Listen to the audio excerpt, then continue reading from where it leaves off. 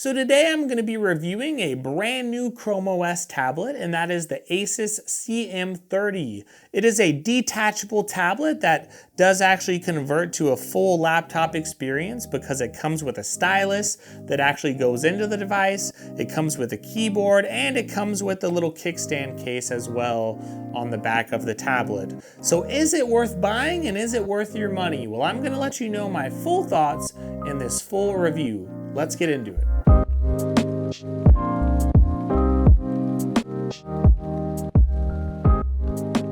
So this tablet is a good tablet, and I really do think it's a good tablet for the money, but I do think people need to keep their expectations in check because there are a lot of new Chrome OS tablets coming out soon, and a lot of us are so excited because we want to see those new MediaTek processors that bring in a new era of high-speed tablets, and that's not what you're getting here. But what you're getting is a good complete package for those of you who really want the basics, and it really does a great job at providing an overall good experience as a tablet user. But this does not have the newest MediaTek processor that's blazing fast. This is not faster than the Chromebook Duet 5 or the Chromebook Duet 3, but it does still provide a good value, and if it does go on sale, whenever you see those sales pop in, it's actually going to be a good buy, again, for those people who want the basics. So if you look at the design of the tablet, you're gonna see it's a nice premium looking tablet.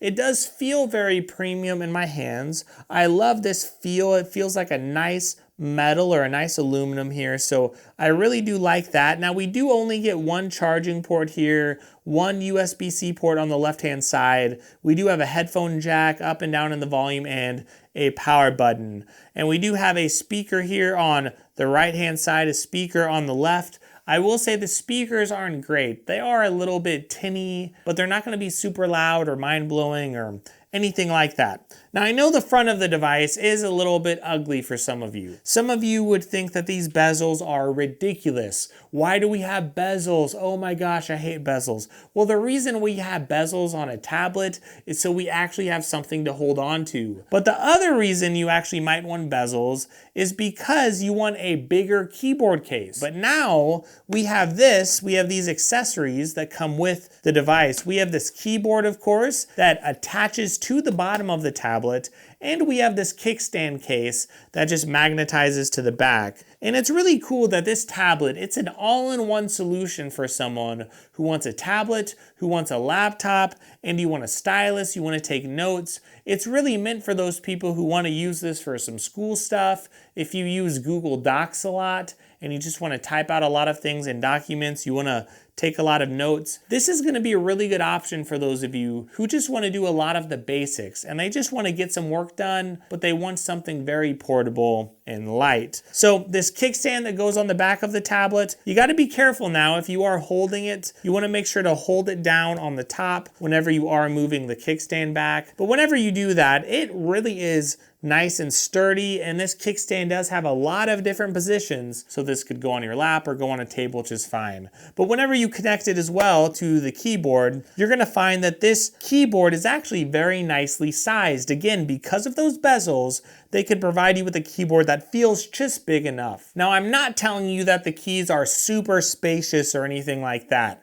Of course, a 12 or 13-inch device is going to have a little bit of bigger keys on the keyboard. But the keys here do feel big enough, and the keyboard does feel nice enough compared to other devices that are 10 or 11 inches. Remember, this tablet is only a 10.5-inch tablet, and the fact that we do get a keyboard here is very nice. Now we have to talk about the price for a moment too, because this device does retail at $300. Now if you look at Best Buy right now, it's retailing with 4 gigabytes of RAM, and it only has 64 gigabytes of storage. Now that's not a big deal on Chrome OS, but remember we can run Android apps now on Chrome OS, so 64 gigs, it's not great. But remember, if you don't want to download a bunch of Android apps, you could always create shortcuts, and you could really create a web app basically that allows you to do the same thing. So you don't need to download the Hulu app for Android. You could just go to the website and create a shortcut, just like you can for a lot of these websites. But I do get some of you want the Android apps. They do allow certain things like downloading movies and things like that. So if you do want more storage, Walmart is actually selling this right now, and Walmart is selling the version with 8 gigabytes of RAM, and right now it's on sale. So normally that device would cost $350. Only an extra $50, you get more storage and more RAM. I would recommend that for most of you. And for me right now, I actually found this for $299. So if you are someone who is looking around, you might see that 8 gigabyte model on sale. I am gonna have links to Walmart and Best Buy in the description. Check out those sales because for $299, 8 gigabytes of RAM,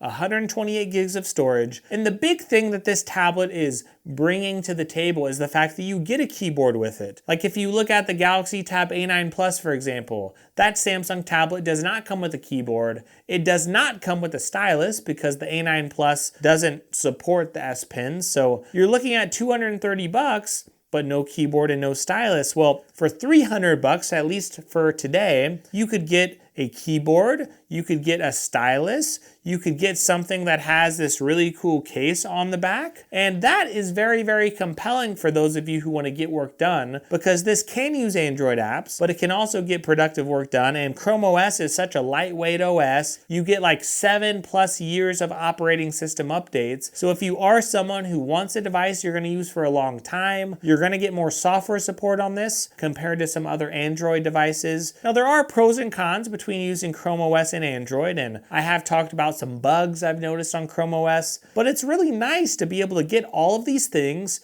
in a tablet around $300. That is a big selling point, especially coming with a stylus inside the device. Now I get this device is not as fast as the Lenovo Chromebook Duet 5 or the Chromebook Duet 3. It is a little bit faster than the original Chromebook Duet, but no matter what, if you look at all of those devices, one thing is missing from them, it's a stylus. So to get a stylus and the keyboard and a really nice refined back, I love how smooth the back is, by the way. So when I look at all that, I really think this device is going to be great for some people who just want a nice device for the basics. And that's what this review is about. I would say you could call this review temper your expectations, because if you have the right expectations, this could be a really, really good value. It's a really good steal of a deal for those people who want a good device for the basics. But if you want too much from it, if you want this to be faster than the Duet 5 or have a way better screen than the Duet 5, you're just not going to get that here. Now the screen is really good, don't get me wrong. If we look at the display, you are going to find a 1080p display.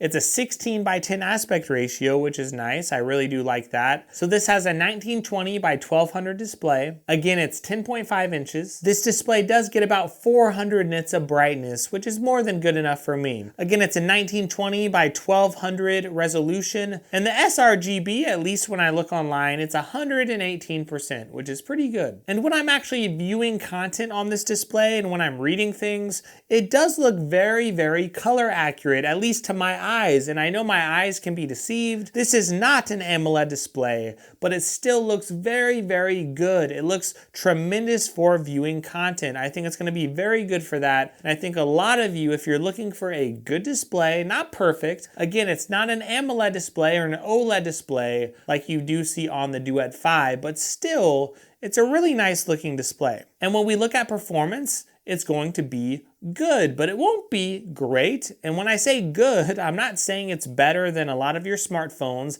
I'm not saying it's better than the Galaxy Tab S9 FE. I'm not saying it's better than the higher end Galaxy Tabs. What I am saying is that if you are doing the basics, it's going to be able to do them pretty quickly. You could actually see for yourself with my footage. I think it actually does very good. Now I do have the 8GB of RAM version. I did get that from Walmart, and that does allow me to have a few extra things going, of course, when I'm using the device. But outside of that, I still think if you're using your device for the basics, 4GB of RAM should be enough.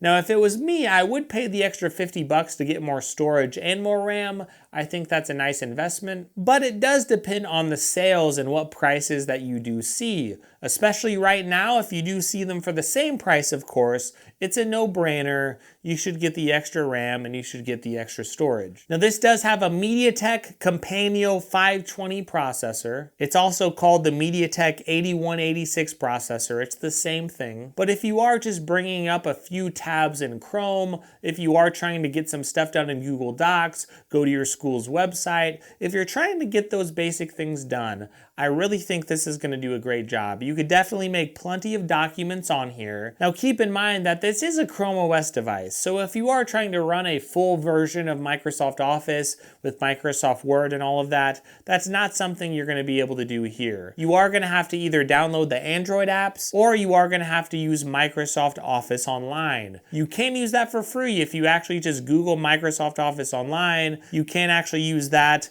or you can use Google Docs. But remember, this will not run Windows programs. I know some colleges will require that. This is going to be great for web browsing. It's going to be great for casual browsing, bringing up Best Buy, bringing up a couple websites you like, going back and forth between them, and whether you have the keyboard connected or if you're just using the gestures. If you're trying to use it like a tablet, you're going to have a good experience. But if you are someone who's trying to do too much, that's where this device might run into issues. If you're trying to game and trying to download some Android games and trying to play it on high settings or something, or even medium settings, some games might not be able to play on here at all because of the power, or lack thereof, I should say. Luckily, a lot of Android games out there, they don't require a lot of power, so this should be able to do some good basic gaming, no problem. But you have to keep in mind what this device is made for. It's not for those people who want to do a lot of gaming on their tablet. It's not for those people who want to have a ton of tabs open. Even with 8 gigabytes of RAM, this device could be a little slow at times and it might freeze up here or there. For those people who want a tablet, but you also want a keyboard, you want a stylus, you want a nice, comfortable, small tablet, and you want to pay a reasonable price. And you might want a lot of updates. You might want to use it for 5, 6, 7 years. That's who this device is aimed for. And one thing I forgot to mention, or almost forgot about, it's the battery life. The battery life is very, very good on this tablet. This tablet will easily last over 10 hours, and you might even get 12 or more, depending on what you're doing and how high your brightness is, of course. But the battery was lasting a very, very long time for me, because this tablet is not a very high-powered tablet, so that means it's not draining as much battery as you're using it. Now, if you are someone who sees the Lenovo Duet 3 on sale, that is going to be a little bit of a faster tablet, absolutely. If you're someone that sees the Duet 5 on sale, that's a bigger tablet, and that also comes with a keyboard. The Duet 3, the Duet 5, they're faster, they come with a keyboard, and the Duet 5 in particular is going to have a better screen. But those devices do not come with a stylus, but they are faster, and then again, the screen on the Duet 5 is incredible. So if you see the Duet 3 for a very similar price to this, I would say it's probably worth getting the Duet 3. Or if you get a really good price on this device here, this keyboard and stylus, it's really, really nice. So I think a lot of you are still gonna prefer this over the Duet 3. And a lot of you, if you're looking out there and looking at some sales, you might find the Duet 3 still for $350 or $400. And finding this for $300 with 8 gigs of RAM, at least like I did, with 128 gigs of storage, that was a great deal. So it really depends on who you are. Is this worth buying? Again, it's worth buying for some of you, but you have to temper your expectations. It's for those of you who want a good tablet for the basics. As long as you have your expectations as far as performance, as long as those are in check, as long as you're not expecting too much, as long as you're okay with some occasional slowdowns, as long as you're okay with those things, I think this is a very good device, and I'm really happy with what it has. I wish it had a fingerprint sensor. There are some things I wish it had, or maybe an extra USB-C port on the other side. There are some nitpicks, but overall I think it's a pretty good value. It's a great addition to the Chrome OS ecosystem, but I'm personally excited for the higher powered devices that are going to be coming out. There's going to be some really awesome things. Maybe a new Lenovo Chromebook Duet at a better price with a better processor. I'm really looking forward to some of that. But at this price, if you find this at Walmart or you find it at a good deal, I still think it's worth buying. So hopefully this review does help you out.